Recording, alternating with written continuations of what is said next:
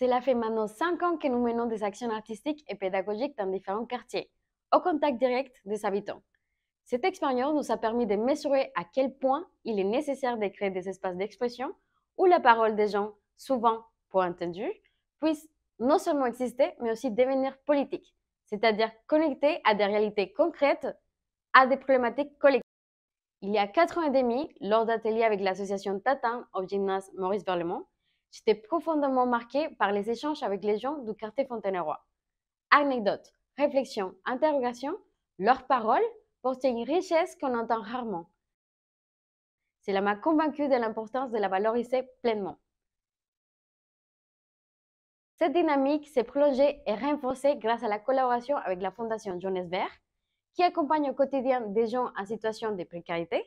Certains d'entre eux ont exprimé l'envie de créer un journal, un outil pour rendre visible leurs expériences, leurs préoccupations et leurs désirs, et notamment pour les gens sans emploi.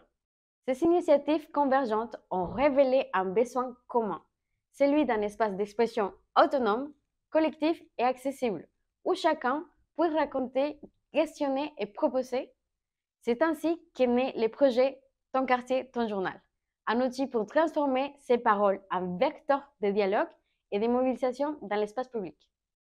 L'idée est de concevoir un journal affiche par et pour les habitants du quartier en collaboration avec les acteurs sociaux et associatifs locaux.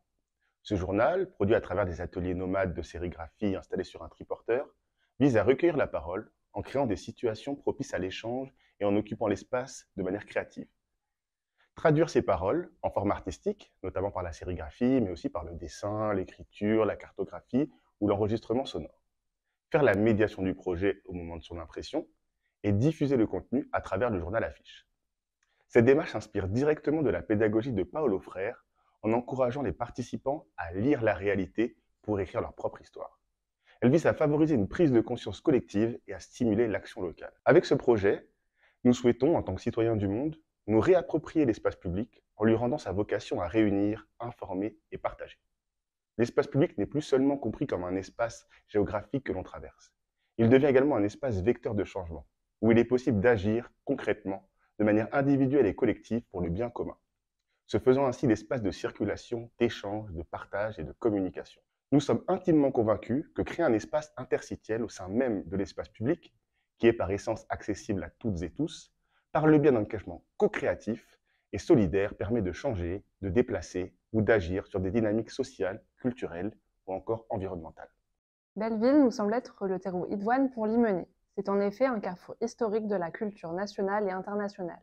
Rebaptisée Babelville, cette appellation dénote de la richesse multiculturelle du quartier, qui par son histoire migratoire a permis à Belleville de se construire, d'être et de devenir un lieu fort d'influence et d'inventivité. C'est aujourd'hui un lieu frontière où se réunissent les marqueurs d'une culture asiatique, maghrébine, juive et parisienne.